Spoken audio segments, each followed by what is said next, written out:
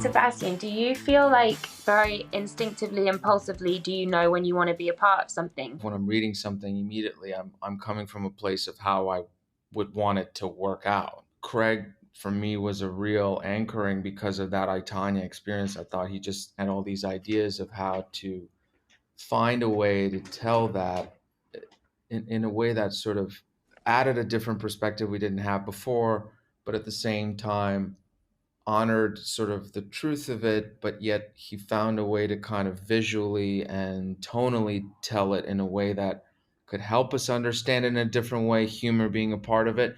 And coming from a point of view of an audience member reading the scripts, I really felt like I was sort of falling into certain projections and certain ideas and certain kind of thoughts I was having about them and the relationship. And then slowly I felt like the rug was sort of being pulled up out from underneath me and really making me realize how complicit I was. Canada? What? He's in LA. Yeah. Well, maybe he's running it through Canada to avoid getting caught. It's like a whole operation. It really is. I've always loved when you talked about like the desensitization, like how desensitized we're becoming as like a society and how that's getting worse and worse. And it feels like this birth of the internet and this horrible, huge violation that took place in this tape that was, we always talk about how it was stolen, it was a crime, it was never meant to put out there. I do think it's like this foreshadowing, and it kind of makes your skin crawl and go, oh, when you really get to like the heart of this, of like what the internet meant in making that even worse, how your anonymity can just is like this huge front where you can just be as vicious and as vile And and cruel. And now Cruel while being cowardly. What do you think was the scariest part for you? I think in a way, like just failure of like of maybe not having the ability to do what's demanded of for this, and not being able to capture any essence or any traits or really be believable as this real person that you genuinely want to inhabit. She never tried to please anybody. She was just like, you know what? I am this badass sex bomb, anti-war, workout video selling actress chick, and if you got a problem with it, fuck you. What's cooler than that? You strive to sort of look different when you look in the mirror. You don't see yourself anymore. And I'm curious whether you ever had those moments of like, oh, I feel like I'm operating on a very different level. Like I have no more of my own little things to rely on. You know what I mean? How sometimes we have those things as actors, like that we get used to. Our habits, yeah, our Yeah, like crutch. because I saw none of that when it came. Yeah, same With with you, you. like Like, nothing at all. Like that, I felt like I could pinpoint from anything I'd seen you in. yeah, you too. And that's what I think was so great, was for both of us to be able to look each other in the eyes and just see a totally different person and see someone reflected it to you that you've spent a long time researching. And that obviously my main focus was Pamela, but of course all I sort of was inhaling was Tommy too. And then suddenly being confronted with, in my mind, Tommy. What was what for you was the most frightening? I honestly feel like those drums, that whole thing with the Yeah. drums was such an anxiety attack every week because they never had any plans of getting doubles. So in a way, like now I look back and I'm thankful that it made me feel like I had the pressure of having to somehow like come up with some, be believable enough on the day or whatever, because we didn't have someone there to just step in and do it. Do you tend to work well?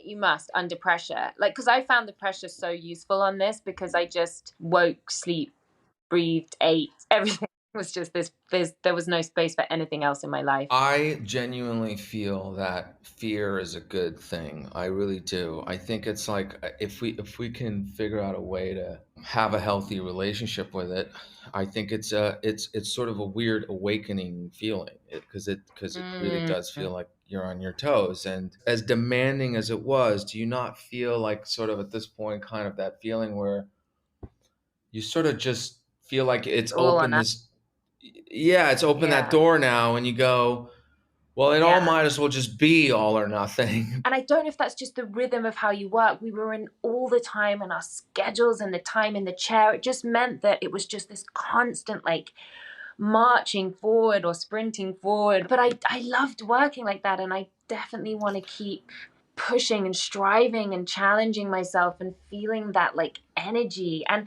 I felt that with you. I felt like because in a TV show we were the consistents, and with these amazing directors that came in, I felt you and I were like, I felt this great sort of power that we had in that it was ours and we'd taken on these roles. There was an adrenaline to that, and a kind of out of control at the best of times in the acting, but in control in this like ownership of this thing, and that was addictive. Pam Tommy, give me a smile! God fucking damn it! You want this fucking picture? I'll give you a fucking picture!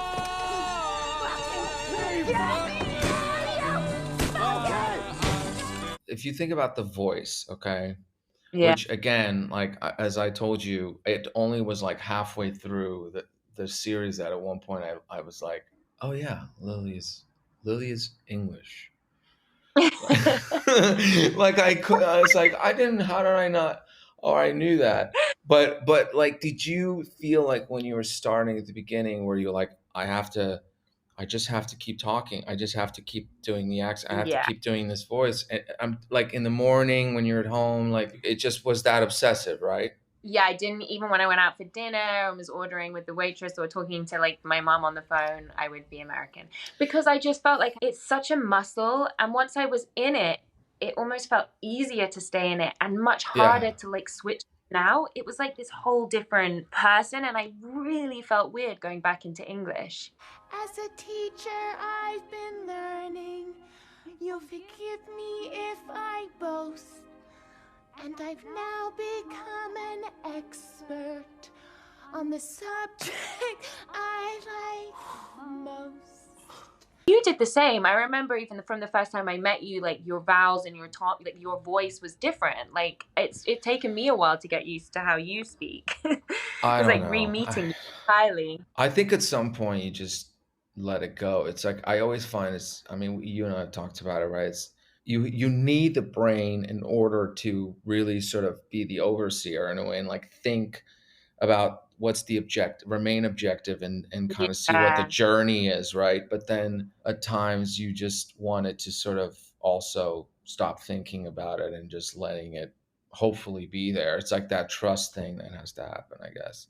You know, a scene I really loved that we did together right at the end was with Hannah Fidel when we were like packing after Mexico. And I think it was because we'd done so much of the heavy scenes where we're so on different levels and we're not and they're like ships in the night and they're just not able to connect as like people. And then we had that scene where you were just such a joy. It started like doing all this crazy stuff, like running in the dressing room, a scene that could have just been us like sat on a bed, and you're so playful and courageous. And it was just, that was one of my favorite scenes we ended up doing when we're trying on all the clothes and you're carrying me around. You're gonna have to skip it because you're going on a first class.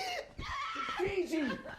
Look at this. I think also I'm just remembering how often you and I, even in the fighting scenes, you know, we would always have a moment of checking in, you know, with one another as actors, but then also like for the two of them, because we would always find a moment to get them like to either like look at each other a certain way or we would like touch, you know, like just connect in some way. And they would always be like, guys, hold on a minute. Like, you know, we're moving further into the show. We need to show how the relationship is getting affected by all these things. We're like, I know, but they really loved each other. You're tearing them apart. I know. I think we were kind of feeling what the world was doing. To them, we're like, stop it. Maybe you like the attention. That's insane. Yeah, or maybe you're scared. Oh, I'm scared. Yeah, of me. Oh. You're scared of me and my career. Oh my God, that's right, because you're about to blow up, right? It really was this outside event that put this strain that I challenge any couple in the world to be able to survive. Like, it's so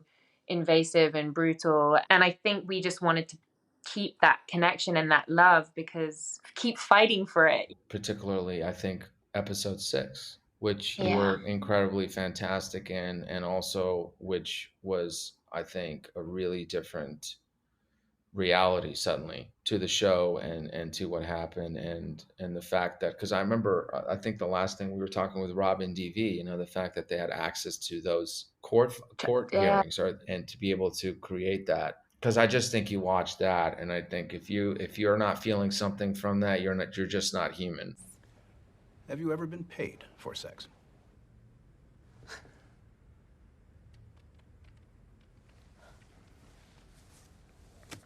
No.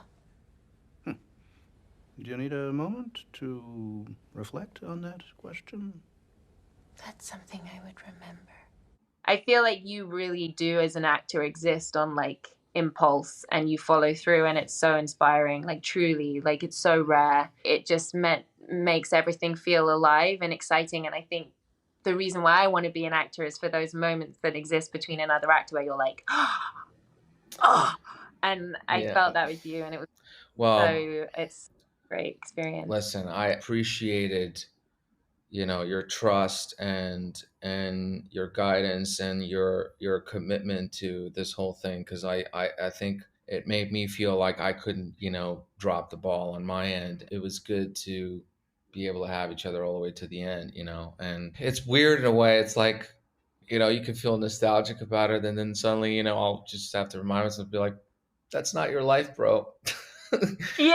You gotta let them have their life back. I will always remember our moment with the recreating this iconic photo where Pamela's biting Tommy's nipple ring, and we just did it like on a whim, and Craig was shooting it, and it was just, everyone felt really proud of the work they'd done, because it was such a huge amount of work, like in the transforming, and it was just on a back lot in LA.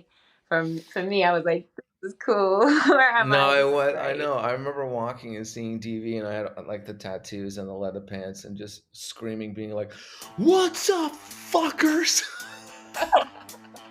And being like, "Yeah, here we go."